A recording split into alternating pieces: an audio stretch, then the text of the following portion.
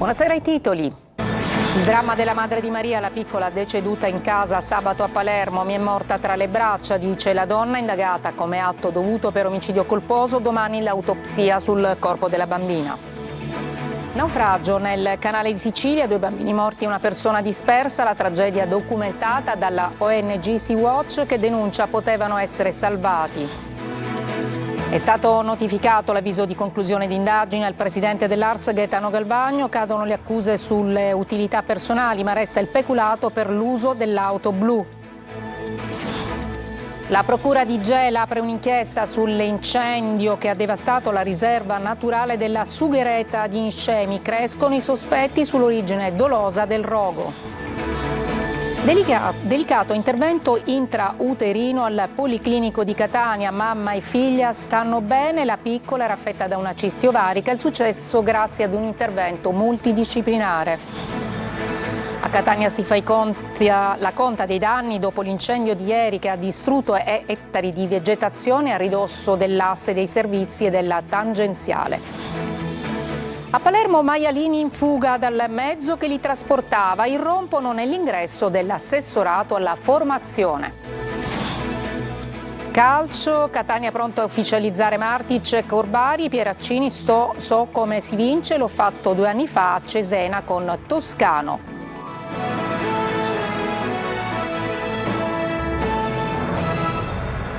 Buonasera, benvenute e benvenuti. A Palermo mi è morta tra le braccia, dice la madre della piccola Maria deceduta, che racconta cosa è successo nell'abitazione sabato scorso. La donna è indagata per omicidio colposo come atto dovuto. Domani l'autopsia. Sentiamo Marco Gullà. Si sarebbe allontanata per qualche istante dalla stanza in cui c'era la bambina. Maria in casa non era sola. Lo dice in lacrime la mamma della piccola, morta a Palermo sabato scorso. Lo dichiara tramite anche il suo legale. La donna, indagata per omicidio colposo, ma come atto dovuto, doveva andare in bagno e avrebbe chiesto ad un altro figlio di controllarla. Poi la crisi epilettica, le manovre per salvare Maria, tetraplegica a letto, infine la morte. L'avvocato della famiglia ripercorre quegli attimi terribili. Al suo ritorno alla stanza vede la bambina in piena crisi epilettica e ahimè non era la prima. Ha cercato di tenere la figlia a fare le manovre che ormai ha imparato nel corso degli anni gestendo questa malattia e ad un tratto purtroppo ha sentito esalare l'ultimo respiro alla piccola Maria che si è accasciata. I familiari sono certi che l'autopsia di domani chiarirà tutti i dubbi, a cominciare dall'odore di benzina rilevato sui vestiti dell'11enne. Ma Maria ha ingerito benzina? C'è una bottiglia di benzina in casa, naturalmente sotto gli occhi della signora evidentemente no, non abbiamo elementi che ci spingono fino a questo istante a poter ipotizzare qualcosa del genere. Hanno un motore, quindi non avendo un box sono costretti a... Stabilire il momento esatto e le cause della morte sarà determinante per comprendere cosa sia realmente accaduto. 2 bambini morti annegati e una persona dispersa. Il naufragio di un gruppo di migranti documentato in diretta dalla ONG di Sea-Watch che denuncia potevano salvarli. Lorena Dolci.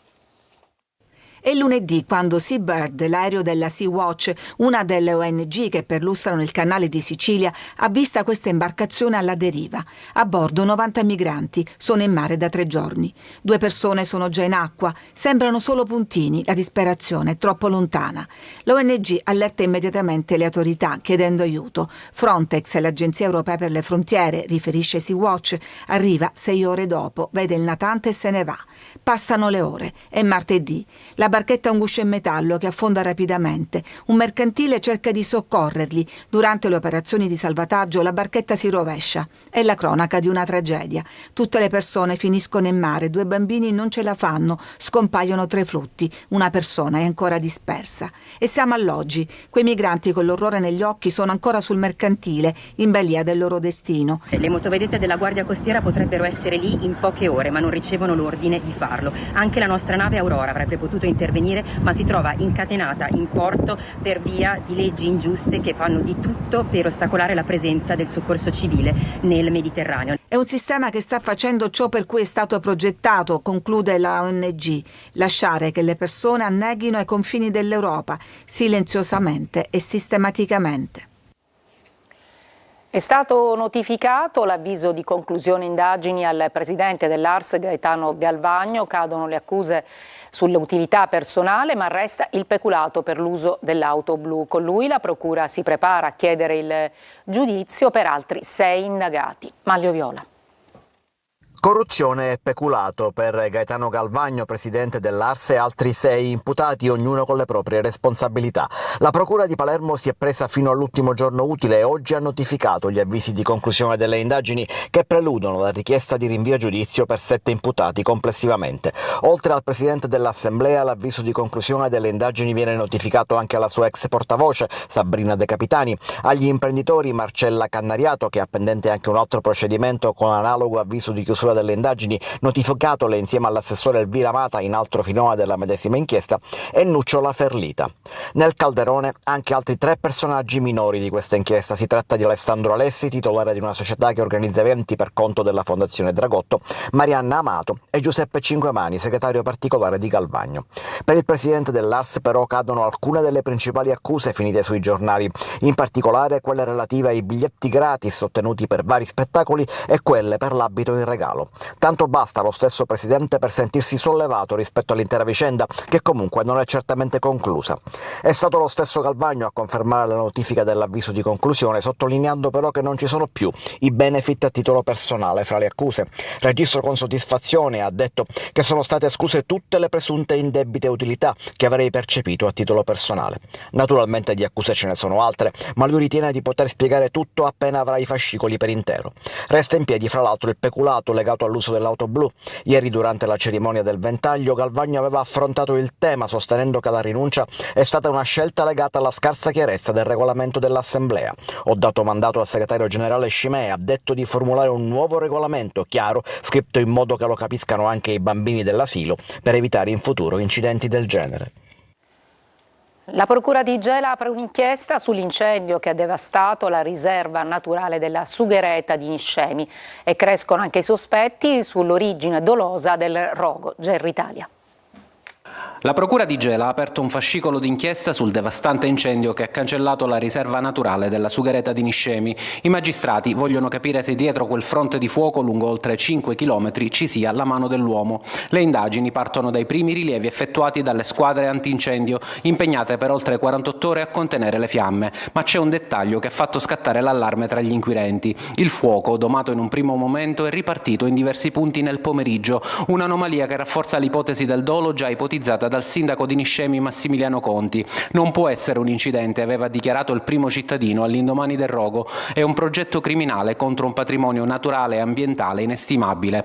Parole nette quelle di Conti che trovano eco anche nei corridoi della procura. A bruciare sono stati ettari di bosco e habitat protetto in un'area sotto vincolo ambientale e simbolo della biodiversità siciliana. Ma c'è un altro dettaglio che pesa sull'inchiesta. Le fiamme hanno sfiorato l'area militare americana del MUOS, una zona ad altissima sorveglianza. Improbabile, secondo molti, che chi ha appiccato il fuoco sia riuscito ad agire senza lasciare tracce. Le indagini della Procura sono ora concentrate sull'individuazione di eventuali responsabili e sul movente. Intanto la conta dei danni è ancora in corso, mentre sul futuro della Sughereta pesano domande che al momento rimangono senza risposta. Delicato intervento intrauterino al Policlinico di Catania. Mamma e figlia stanno bene, la piccola era affetta da una cisti ovarica. Il successo grazie a un intervento multidisciplinare. Roberta Lunghi. È tranquilla e non fa altro che sorridere nel sonno, i suoi sorrisetti sono la mia gioia. Adesso per questa giovane mamma è solo gioia, dopo la preoccupazione per la sua Alice, alla quale durante la gestazione è stata riscontrata una voluminosa cisti ovarica che occupava quasi per intero l'area addominale. Abbiamo scoperto questa cisti ovarica alla 31esima settimana. Mi hanno ricoverato e giorno dopo giorno monitoravamo questa cisti proprio tutti i giorni tramite ecografie.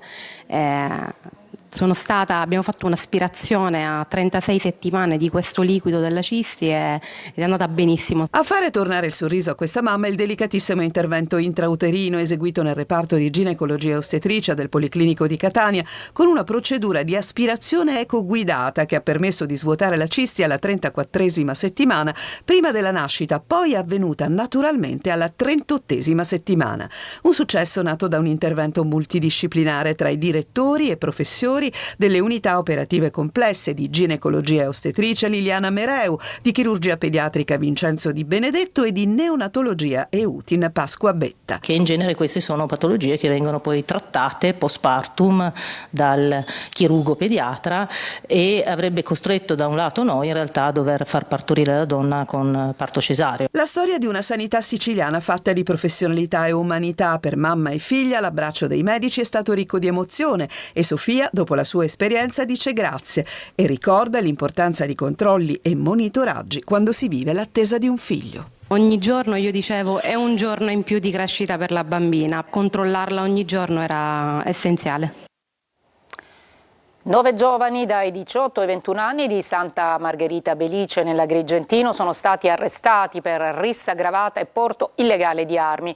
L'inchiesta era stata aperta dopo l'accoltellamento del 13 luglio sull'arenile a Portopalo a Menfi di un giovane egiziano. La rissa sarebbe nata per uno sguardo di troppo in uno dei locali della movida della località. E a Palermo un posteggiatore è denunciato dalla polizia mentre occupava illegalmente il parcheggio degli uffici comunali di piazza Giulio Cesare. Ai turisti aveva anche chiesto 30 euro per parcheggiare l'auto per 2 giorni. Adesso invece a Catania, discariche e degrado, le vostre segnalazioni ci portano questa volta al villaggio Dusmet. Tonino De Mana.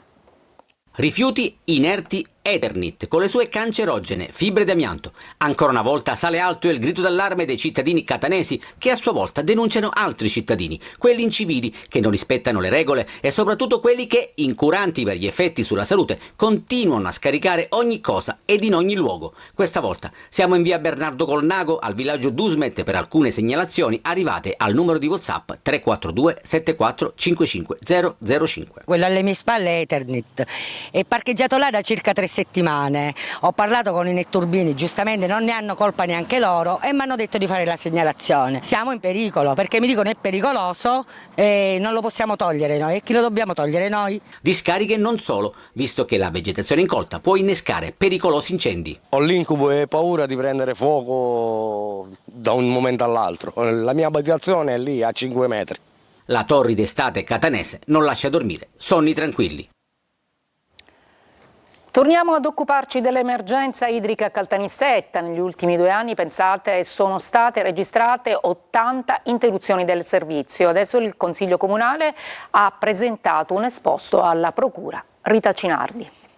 Rubinetti a secco addirittura fino a 15 giorni. A Caltanissetta la misura è colma e i consiglieri comunali di maggioranza e di opposizione si sono finalmente uniti su un tema ormai non più rinviabile per i cittadini nisseni: a rendere compatto il civico consesso l'emergenza idrica che da anni, ma in maniera sempre più drammatica a partire dall'anno scorso, sta interessando tutta la provincia nissena e in special modo il capoluogo, dove l'acqua in certi casi non è arrivata anche per 2 settimane. Se l'anno scorso l'assenza di fornitura idrica era stata causata principalmente dalla scarsità di piogge, quest'anno, quando gli invasi sono finalmente pieni, hanno cominciato a susseguirsi guasti e riparazioni, anche nell'ultima settimana, quando le temperature hanno toccato i 43 gradi. Ieri dunque l'intero Consiglio Comunale ha presentato un esposto alla Guardia di Finanza dove si chiede a Siciliacque di fare finalmente chiarezza. Noi come consiglieri comunali e come cittadini di Caltanissetta abbiamo chiesto appunto alla Procura della Repubblica di far luce su questi eventi. Caltacqua negli ultimi giorni ha rimodulato il calendario della distribuzione, che soltanto per alcune zone continuerà ad essere quotidiana,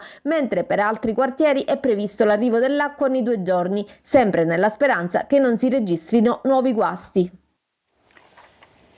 È partito alle 12.30 di questa mattina da Torino, Porta Nuova, il Sicilia Express, il treno speciale promosso dalla Regione Siciliana in collaborazione con Trenitalia per consentire il rientro dei siciliani residenti al nord in occasione delle vacanze estive a un prezzo low cost. L'iniziativa si ripete dopo il successo di Natale e Pasqua, quando i biglietti sono stati esauriti in pochi minuti. A bordo attività di intrattenimento, musica dal vivo, degustazioni, prodotti tipici.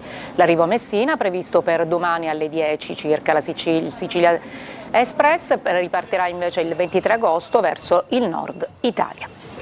Ci fermiamo, una breve pausa, poi la conta dei danni dopo l'incendio che ha devastato tanta vegetazione a Catania.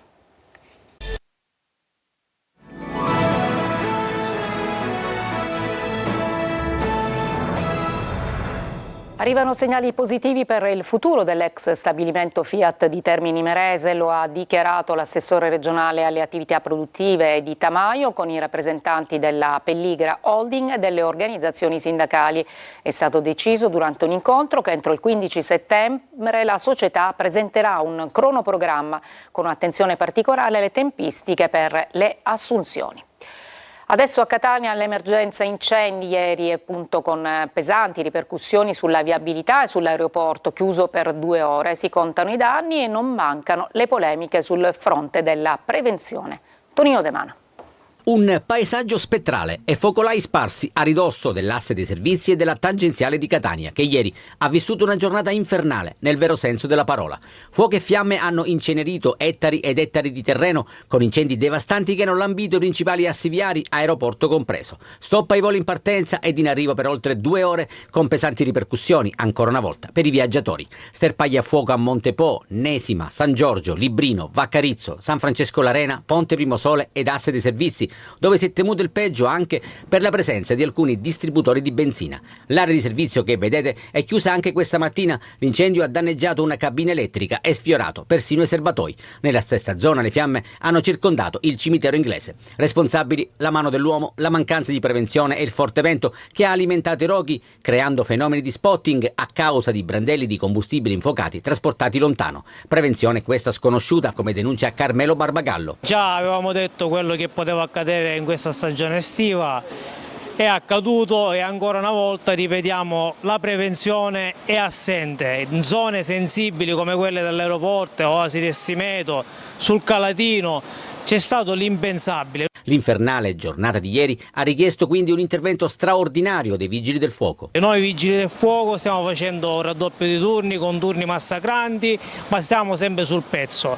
Ancora una volta ribadiamo alla politica e alla nostra amministrazione che il vigile del fuoco vale di più.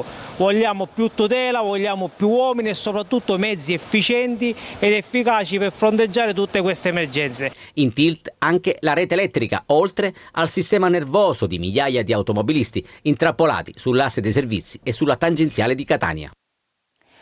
3 maialini in giro per l'assessorato regionale alla pubblica istruzione. Succede a Palermo, dove il personale è stato costretto ad inseguire gli animali in fuga. Maglio viola. In una regione, la Sicilia, nella quale l'assessorato alla pubblica istruzione dichiara guerra ai diplomifici, invece di inseguire gli asini, il personale è costretto a inseguire i maiali. Sembra uno scherzo, ma non lo è. È successo davvero un paio di giorni fa. Un camion che trasportava maialini ha perso lungo viale regione siciliana una delle barre di contenimento. Dalla feritoia, proprio 3 maialini sono riusciti a scappare dal mezzo in movimento, cadendo fra le auto in transito. Terrorizzati, gli animali sono fuggiti e hanno trovato rifugio nel giardinetto all'ingresso dell'assessorato che sorge proprio all'angolo fra Viale Regione Siciliana e Corso Calatafimi. Inutile descrivere la sorpresa quando i portieri dell'assessorato hanno visto entrare fulminei i maiali. Dopo un attimo di smarrimento venivano chiuse le porte per evitare che gli animali salissero ai piani e il personale era costretto ad una caccia al maiale che sgattaiolava velocemente fra moto e auto in sosta.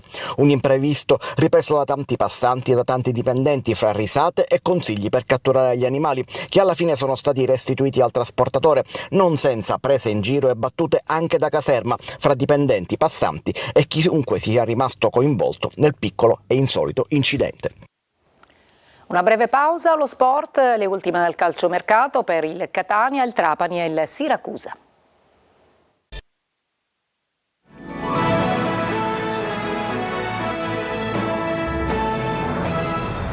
C'è il calcio, Catania in attesa della prossima ufficializzazione di Martic e Corbari. Parla Pieraccini. So come si vince, l'ho fatto 2 anni fa a Cesena con Toscano. Quando ha chiamato non ho esitato. Marco Carli.